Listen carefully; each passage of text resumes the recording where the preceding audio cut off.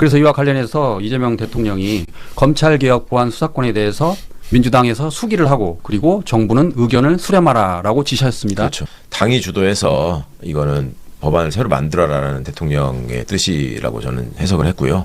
대통령께서도 이 문제의 심각성을 확실하게 이제 인지하셨고 그렇다면 저는 누군가는 이거는 해명하고 책임을 져야 될 일이라고 생각합니다. 예. 그러니까 지금 이 일에 실무적으로 어쨌거나 책임을 지는 위치에 있었던 사람이 총리였고 그다음에 총리 밑에 국무조정실장이 있고 TF 단장으로서 그다음에 사실상의 실무를 총괄한 민정수석이 있고 그다음에 법무부 장관, 행안부 장관이 여기에 이제 의견을 내고 토론하는 주체로 참여를 하고 하셨는데 결과적으로 보면 대통령도 이런 부분에 대해서 디테일한 보고를 못 받으신 것 같거든요. 예. 그러면 누가 보고를 안 했을까? 왜 안 했을까? 이게 너무 궁금한 거죠. 그러니까 그거를 총리가 챙겨서 대통령께 보고할 일은 아니에요. 총리도 보고를 받는 입장인데 총리도 지금 SNS에다 올려놓은 걸 보면은 좀 이렇게 이 원칙이 훼손돼서는 안 된다. 그리고 앞으로 논의를 해서 잘 다듬어 가겠다라는 얘기로 봐서는 총리도 좀 당황한 모습이 보이거든요. 예. 정확히 몰랐다는 얘기를 지금 총리도 어찌 보면 한편으로 표현을 하신 건데 그러면은 국무조정실장이 총리한테 보고를 안 했거나 아니면 민정수석이 대통령한테 보고를 안 했거나 둘 중에 하나 아니에요. 둘 중에 한 사람은 책임을 져야죠. 예. 장관은 그렇다 치더라도 총리실 산하지 않습니까? 그럼 국무총리가 이 내용을 예를 들어 국무조정실장이나 뭐 비서실장도 있고 정무실장이 다 있지 않습니까? 이 진행된 사항을 김민석 총리가 몰랐을 수 있다. 이것도 상식적으로 이해가 안 되는데 이게 이제 바깥으로 나가면 어떤 반발이 올지 몰랐을 수가 없고 무엇보다도 지금 이 개혁 추진단에서 내놓는 법안이 완전히 우리로 하여금 절망을 지금 하도록 아니 이런 정부 지금 우리가 만들었던 거야? 라고 하는 최소한의 예의도 없는 아니라 말이죠. 누덕이 아니라는 건데 총리는 몰랐을까요? 뭐 그건 제가 알 수는 없는데 일단 총리실 밑으로 이 과제가 들어가서 국민들이 요구하는 제일 과제를 완전하고도 신속하게 처리해야 될 막중한 책임을 총리가 떠안은 거지 않습니까? 네. 그럼 총리가 대통령 못지않게 바쁘고 많은 일을 한다는 것은 저도 듣고 있습니다. 그러나 이 가장 중요한 개혁이고 개혁 과제고 이 정부의 명운과 대통령과 또 많은 집권 세력에 참여하고 있는 고위직 관료 정치인들의 명운과 관련된 과제입니다. 이 과제는. 그러면 총리가 특별히 챙겨야죠. 이 검찰개혁 법안이 어떻게 진행되고 있는지를 민정수석이 챙길 게 아니고 저는 총리가 챙겼어야 된다고 봅니다. 매주 한 번씩 검찰개혁이 제대로 가기 위해서는 최소한 이런 안은 이렇게 결정이 돼야 된다라는 것을 본인이 스타디를 해가지고 원칙을 정하고 이대로 나가고 있는지를 저는 매주 한 번씩 총리 스스로 챙겼어야 된다고 생각을 해요. 근데 이게 지금 돌아가는 상황을 들어보면 결국은 민정수석이 다 챙겼다는 거 아닙니까? 총리는 뭐 제가 세세한 것까지 알았는지 몰랐는지는 제가 잘 모르겠어요.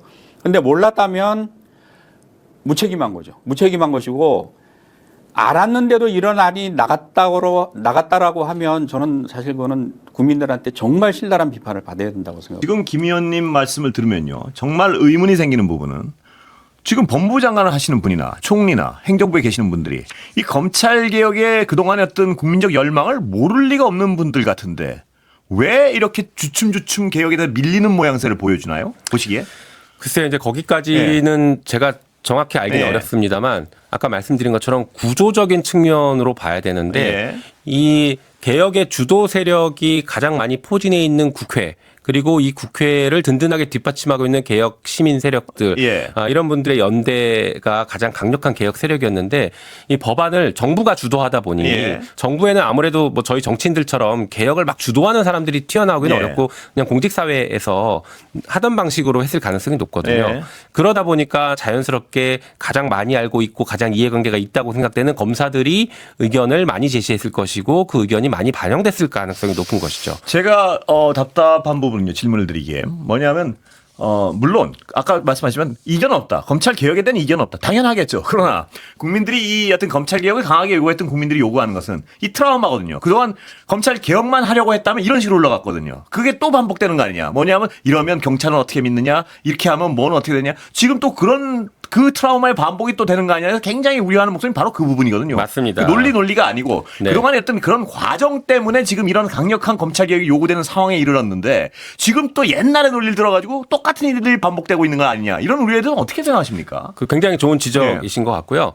검찰 개혁을 끊임없이 주장해왔던 제 입장에서는 가장 피해야 될 전장이 지금 방금 말씀하신 그 싸움판입니다. 예. 다시 말해서 검찰 개혁을 방해하는 사람들이 제일 많이 쓰는 방식이 여러 가지 쟁점을 계속 끊임없이 네. 던지면서 나열합니다. 그래서 검찰 개혁의 수사에서 분리하면 그러면 경찰은 믿을 수 있냐? 예, 그렇습니다. 예, 예. 이 논리부터 시작해서 보안 수사부터 그리고 피해자 구제는 어떻게 할 것이냐 이렇게 예. 흘러갑니다. 개혁은요. 예. 그냥 딱 잘라야 되는 겁니다. 예. 어느 순간 결단해서 딱 자르고 그 의사결정을 강력한 정치적 결단을 통해서 정리해버리고 예. 거기에 맞춰서 제도 설계를 재설계하는 겁니다. 예. 그런데 이 의사결정을 계속 주춤 뒤로 미루는 논리가 나오다 보면 자연스럽게 시간이 끌리고 또 이 검찰 개혁이 되냐 안 되냐 가지고 하다 보면 다들 지쳐서 예. 결국에는 또 좌초될 수 있는 것이죠. 그래서 그렇지 않게 하기 위해서 뭐 지난주에도 제가 기자회견도 했었는데요. 예. 저나 같이 기자회견했던 34명의 의원들은 설 전에 법안 끝내야 된다라는 주장을 강력하게 했고 내일 예. 검찰 개혁 토론회를 그래서 국회에서 2시에 열기로 예. 했습니다. 각 시민사회와 함께 이 검찰 개혁 안을 어떻게 바라볼 것인가를 행정부도 참여합니까? 행정부는 참여하지는 않습니다. 예. 의원들과 시민사회가 참여해서 예. 이 안을 어떻게 평가할 것인가에 대해서 심도 깊은 토론을 하려고 합니다. 어떻게 해야 됩니까? 지금 이제 정부 안은 나왔고, 그럼 민주당은 단일 대우를 형성하면서 이 정부안 지금 받아들일 수 없습니다. 우리가 국민들이 원하는 방향으로 바꿔가겠습니다라고 현실적으로 할 수 있느냐의 문제가 있는데 국회 내부 분위기는 어떻다고 보십니까? 그러니까 이게 이제 입법 예고가 돼서 보통 2주 동안에 여러 가지 안이 이제 그 제기가 되면 정부가 다시 안을 다듬어 가지고 국회로 이제 정식으로 넘기지 않습니까? 그런데 전문가들은 적어도 이 두 개의 안은 더 이상 고쳤을 수 있는 안이 아니다. 이건 폐기를 해야 된다. 그리고 공소청법하고 중소청법은 지난 여름부터 민주당에서 그 특위에서 거의 3개월 넘게 논의를 해서 만든 안을 가지고 있습니다. 저도 그때 그 같이 입법에 관여를 했었고요.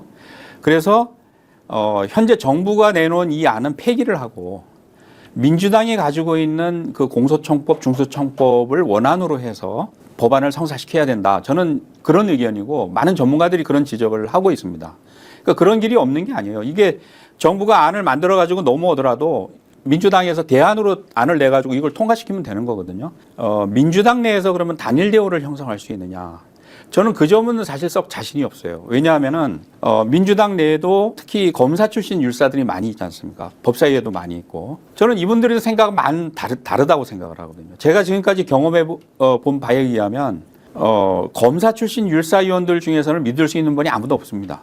저쪽 조국혁신당의 박은정 의원, 검사 출신 중에서 유일하게 믿을 수 있는 원론적이고 철저하게 검찰개혁을 주장하는 분이고 그냥 율사 출신 중에는 김용민 의원, 무소속의 최혁진 의원, 그리고 다행히 지금 그 법사위원장, 추미애 법사위원장이 굉장히 원칙적인 입장을 고수를 하고 계시기 때문에 그나마 저는 다행이라고 생각을 하는데 그의 나머지 율사 출신 의원들은 특히 검사 출신 이 의원들은 저는 생각이 많이 다른 걸로 알고 있거든요. 그래서 이게 단일 대우를 형성하기가 쉽지가 않다. 그래서 이제 이게 민주당이 단일 대우를 형성해서 정말 철저한 검찰개혁 법안을 완성시키는 대로 나가려고 하면 저는 국민들의 감시와 요구, 지지가 필요하다고 생각을 하거든요. 그러니까 의원들이 지금 유일하게 신경을 쓰고 두려워하는 사람들이 유권자고 민주당 지지자들이거든요. 아까 대표님이 뭐 서두에 말씀하셨지만 이 법안이 나오고 나서 민주당 지지하는 분들 사이에 지금 아주 난리가 났고 거의 폭동 직전이거든요. 네.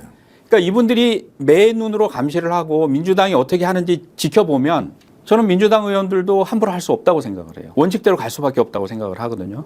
그래서 정말 과거에 우리가 이 윤석열 대통령 탄핵하기 이전의 상황처럼 막 그때 온 국민이 긴장하고 상황을 지켜보지 않았습니까? 그러니까 그런 위기의식을 갖고 저는 이 사안을 지켜보면서 민주당 의원들을 감시하고 올바른 입법 활동이 되도록 저는 촉구를 해야 된다 이렇게 생각을 합니다.